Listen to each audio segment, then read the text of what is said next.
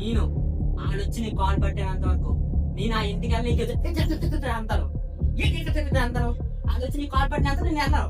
ఆడొచ్చి కనీసం ఫోన్ చేశారా అంటాను. ఫోన్ చేయలేదు. ఇంటికి వచ్చి పిలవను. అప్పుడు నేను నువ్వు కాదు అందరూ వెళ్తాను. సంక్రాంతికి వెళ్తాను. అప్పుడు దాకా డోర్ మూసుకున్నాను ఇంట్లో అంటాను. అందరూ పెద్ద వచ్చాడు చేపడానికి.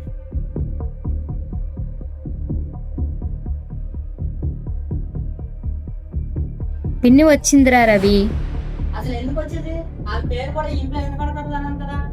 గడపతో ఒక హక్కు ఎవరిచ్చారు అసలు? మాట్లాడు రవి, నోటికి ఏదొస్తే రావద్దు. అదంతేనమ్మా, ఎంత చెప్పినా ఎననమ్మా. నీకేంటి కూర్చో. అదేంటి రవి అలా అంటావు? పండుగ పిలవడానికి వచ్చాను బాబు. బాబాయ్ చేసిన తప్పు ఒప్పుకున్నాడు. మాదే తప్పు అని ముందే చెప్పాడు కాబట్టి నీ దగ్గరికి వచ్చాను. అదేంటి